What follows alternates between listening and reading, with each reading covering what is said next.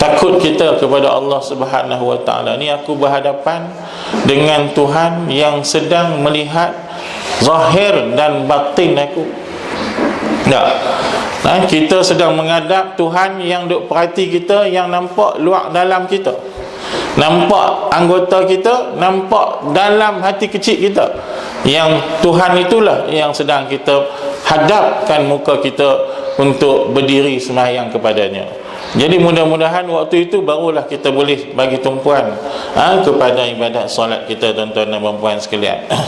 Dan Imam Fakhruddin Ar-Razi juga berkata, khusyuk itu ialah perhimpunan dari tetapnya anggota badan dan tunduknya hati kita menghadap Allah Subhanahu Wa Taala.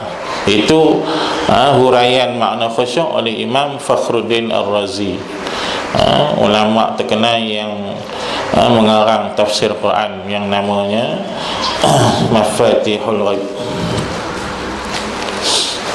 Baik, itu makna khusyuk.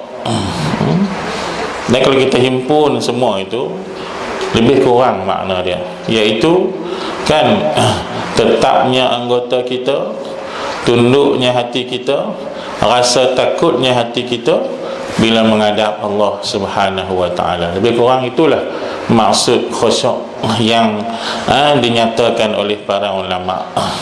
Sebab kita nak beramal dengan khusyuk ini, sebab dia adalah perintah daripada Al-Quranul Karim sebagai tanda bahawasanya orang itu ialah orang beriman yang berjaya, tuan-tuan dan puan sekalian. Pandangan ulama salaf tentang khusyuk.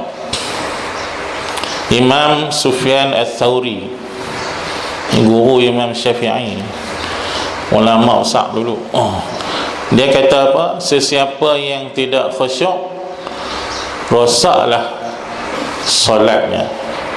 Ini pandangan dia tentang khusyuk ni. Dia kata siapa yang tak khusyuk semayang, rosaklah semayang dia. Itu bagi dia orang tak khusyuk semayang dia tak terpakai, semayang dia tak terpakai.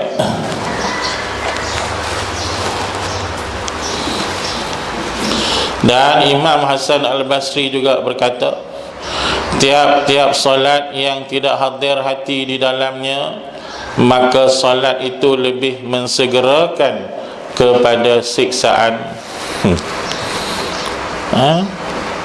Tiap-tiap sembahyang yang tidak hadir hati dan di dalamnya, yang tidak khusyuk, maka sembahyang itu lebih mensegerakan kepada siksaan, bukan kepada syurga, bukan kepada pahala. Itu huraian ulama Imam Hasan Basri, tabi'in terkenal, tuan-tuan dan puan sekalian. Sayyidina Muaz bin Jabbar radhiyallahu anhu berkata, sesiapa yang mengenal orang yang di kanannya dan di kirinya dengan sengaja di dalam solat, maka tidak ada solat baginya. Ini pendapat sahabat Nabi yang bernama Muaz bin Jabal, Sayyidina Muaz. Dia kata siapa yang semayang kenal orang kanan, dia kenal orang kiri dengan sengaja dalam semayang dia, maka maknanya dia kata tak khusyuklah dia, tidak ada solat baginya. Kira pendapat dia ni berat jugalah. Kita bukan kenal orang kiri kanan sampai ke hujung soh kenal. Kan? Baru masuk pula tengok pula tu, tengok siapa mai pula dah. Kan? Awak main lambat dalam duduk semayang tu, main lambat bukan main. Besok pula tengok orang tu juga, tiap-tiap hari main lambat dalam semayang tu, dia boleh duduk cerita ke orang. Kan? Kenal orang sampai hujung. Dengar orang belakang takbir pula, oh mai dah makruf sintuk tu, mai dah. Kan? Kenal semua. Yang tu nak kata khusyuk macam mana, tuan-tuan dan puan sekalian, agak-agak. Kan? Sayyidina Ali bila dia semayang, dalam cerita kan memang masyhur, orang cabut panah daripada betih dia dalam semayang, dia tak rasa apa. Betul. Ni khusyuk tahap tinggi, tuan-tuan. Khusyuk tahap tinggi. Sebelum semayang, di luar semayang orang nak cabut, dia tak boleh, dia tak bagi, sakit.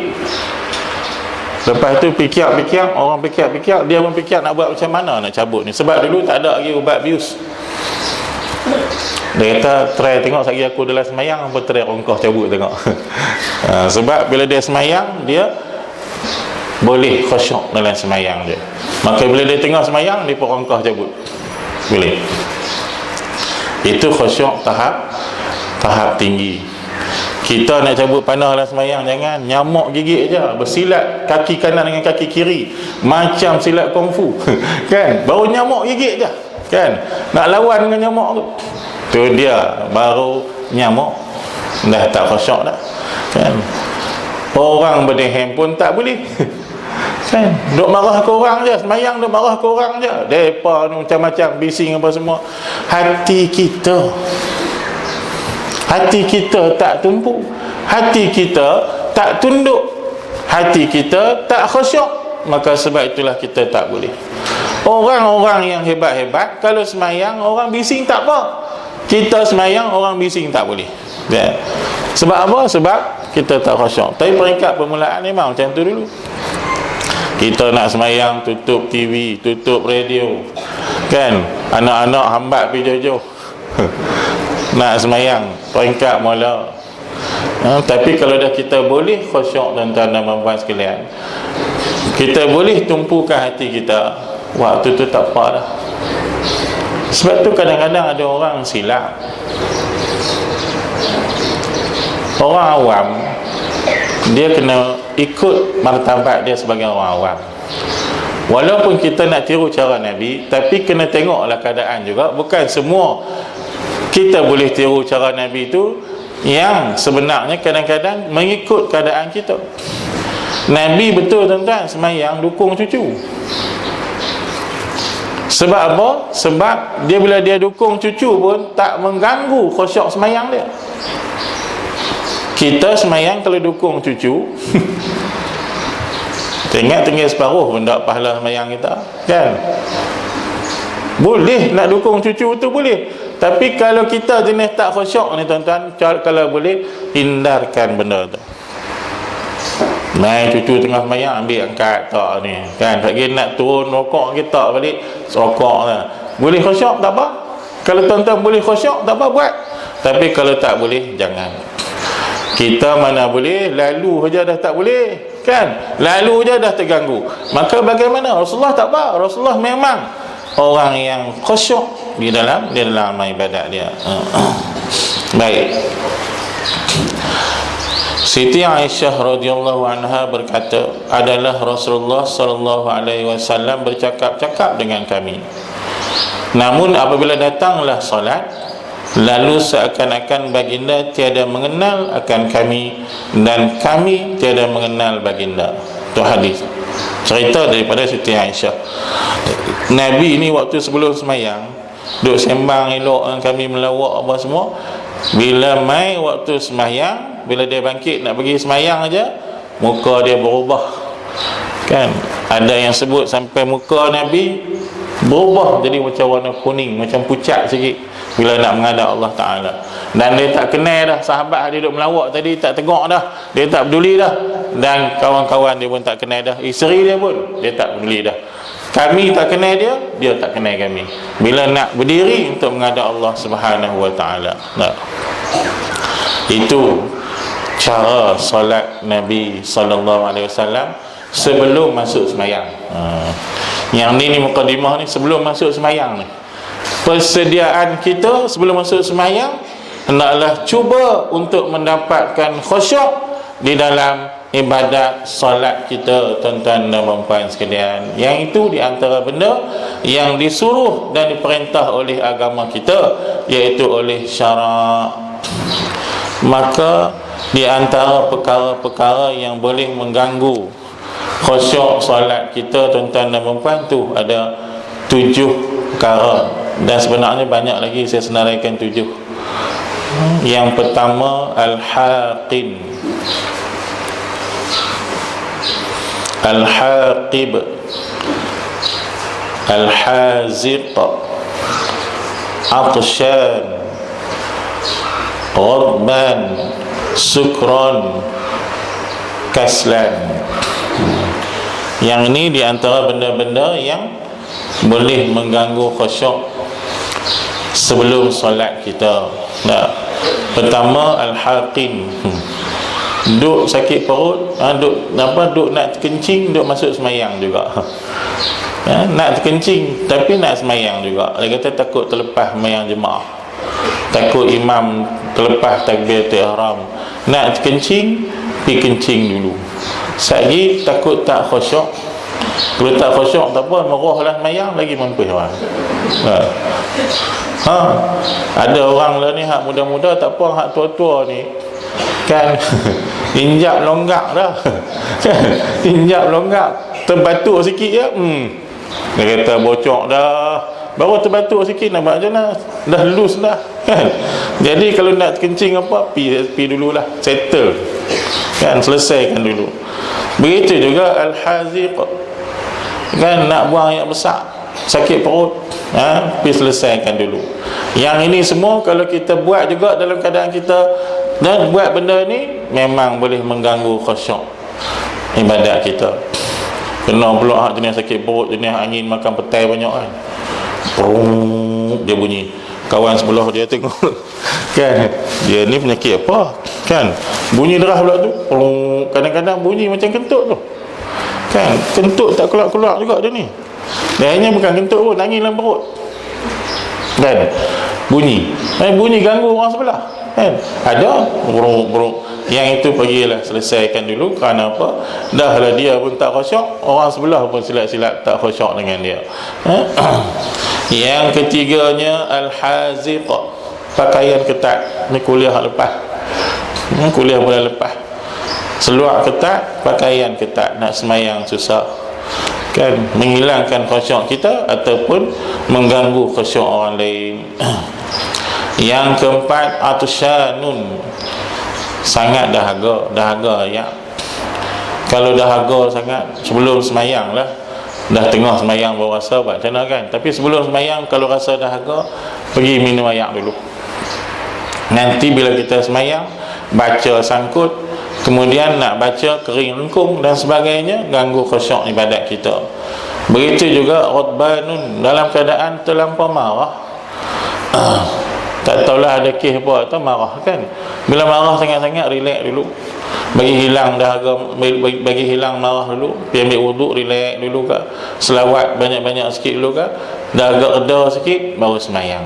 Sebab kalau tengah duk marah tu tak khusyuk, memang tak khusyuk ni kan, hati duk merangkam, telinga duk merah lagi, takbir dah kan, bagi telinga tu hilang merah dulu. Kemudian yang keenam sukranun, mabuk. Mabuk ayat ketum, tunggu saat dulu kan, relax dulu. Mabuk dunia kan, mabuk dunia, serupa tu lah juga, duk teringat satu benda sangat-sangat, bagi hilang sekejap dulu. Yang ketujuh kaslanun ya, segan atau malah atau mengantuk, lebih kurang tu lah, bagi segar sikit badan dulu, mandi ke apa ke, barulah kita semahyang, supaya semahyang kita itu dilakukan dalam keadaan kita tenang untuk menghadap Allah Subhanahu wa taala.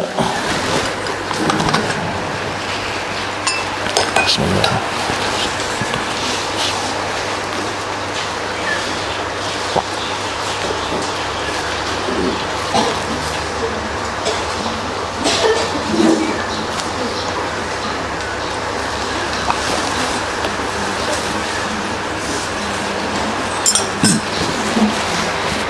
Baik tuan-tuan dan puan-puan, qasrat 3.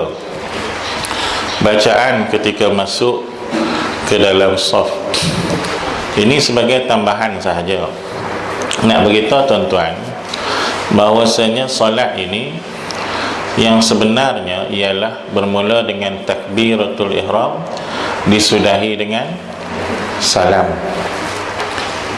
Miftahuha at-takbir kan, wa ikhtamuha as-salam. Yang itu semayang.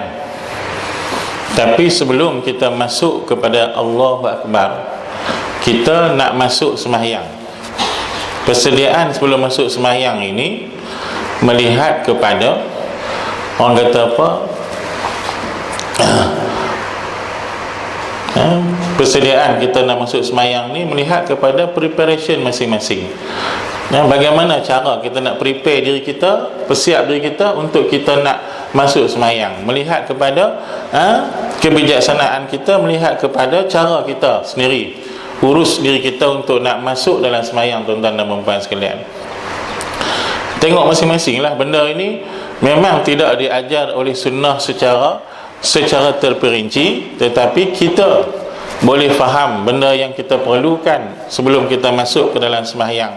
Dalam keadaan diri kita ni macam mana, kedudukan kita macam mana, cara bagaimana kita nak masuk sembahyang. Contoh macam saya lah, badan besar macam saya, kalau saya pakai kain ikat dulung tu saja, agak-agak kemas tak? Kalau pakai jubah boleh gagah lagi. Kalau pakai baju Melayu, tengah-tengah sembahyang kain luruh, kan? Tu imam pula tu baru dapat tauliah pula kain luruh, makmum pula kata apa di belakang. Maka preparation saya sebelum saya masuk sembahyang, saya buh tali pinggang, kemas kain saya. Yang ni tak ada dalam hadis, tuan-tuan, tak ada. Tapi yang ini adalah benda yang kita kena create sendiri untuk perkemas diri kita dalam ibadat sembahyang. Orang perempuan samalah, kan? Getah tu dah putih dah setengah. Getah kain sembahyang tu dah putih dah setengah. Pakai juga lagi, kan? Tengah-tengah takbir luruh kain dia, kan? Makmum di belakang, hak perempuan belakang tengok, makcik kain luruh kan? Pasal apa? Dia tak buat preparation siap-siap. Benda tu memang tak ada hadis, tak ada, tapi persiapan itu kena ada. Begitu juga bila kita pakai baju dan pakaian kita, balik kepada perintah Allah, khuzu zinatakum inda kulli solat. Kamu kena sediakan perhiasan kamu setiap kali kamu nak semayang. Maknanya bila nak semayang kena pakai pakaian yang baik-baik, yang elok-elok. Cara dia pulang kepada kita. Tapi pakaian baik-baik, pakaian elok, maknanya yang kemah, yang elok, yang sesuai dengan yang kita nak bawa kepada solat kita. Kalau yang ketat-ketat tak elok, lepas tu dah pakai pula singking tangan ni sampai ke lengan, nampak tak elok, kan? Kalau dah ada butang-butang apa semua, yang mana patut boleh butangkan dia, kan? Ni semayang macam dengan samsing, kan? Mana boleh. Kita nak menghadap Allah Subhanahu wa taala. Persiapan ini, yang ini di atas kita kata kepandaian kita sendiri, yang tu kita create sendiri. Baik, ada sahabat Nabi dalam riwayat ini, daripada Sa'ad bin Abi Waqqas radhiyallahu anhu, anna rajulan jaa ila salati wa Rasulullah sallallahu alaihi wasallam yusalli, faqala hina intaha ila as-saffi, Allahumma atini afdala ma yu'ti ibadaka as-salihin. Falamma qada Rasulullah sallallahu alaihi wasallam as-salata qala manil mutakallimu anifan, qala ana ya Rasulullah, qala idzan yuqaru jawaduka aizadu ujuraka wa tashhada fi sabilillah ta'ala. Hadis riwayat Imam Tabarani, nun tu Imam Nasai, Habar tu Imam Ibn Hibban, Khuzai tu Imam Ibn Khuzaimah. Hadis hasan. Jadi cerita ni Sayyidina Sa'ad bin Abi Waqqas cerita, dia kata satu hari seorang lelaki masuk semayang. Kami pun tengah semayang lah tu, kan? Rasulullah SAW sedang semayang, dia masuk, baru sampai. Faqila hina intaha ila saf, dia berkata bila sampai kat saf, bila masuk dalam saf, dia kata apa? Allahumma atini afdala ma tu'ti ibadaka salihin. Ya Allah, berilah aku, kan, berilah kepada aku afdala ma tu'ti ibadaka salihin, sebaik-baik barang yang kau beri kepada hamba-hamba kau yang soleh. Dia berdoa Elok-elok dia masuk dalam saf, dia tak takbir lagi, dia berdoa dulu. Tu doa tu tuan-tuan aku nak buat saja saya masuk ni supaya nak bagi tahu persiapan sahabat sebelum masuk sembahyang. Ikut krip kita masing-masing yang ni, sebab yang ni belum masuk sembahyang. Dia sebelum masuk dalam saf dia baca Allahumma atini afdala ma tu'ti ibadaka salihin. Falamma qada Rasulullah sallallahu alaihi wasallam as-salata, manakala Nabi selesai sembahyang, lalu baginda bertanya, manil mutakallimu anifan, siapa yang cakap sebentar tadi sebelum sembahyang tadi?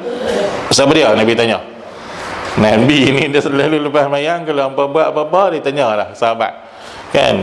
Lalu kata sahabat tersebut, ana ya Rasulullah, saya.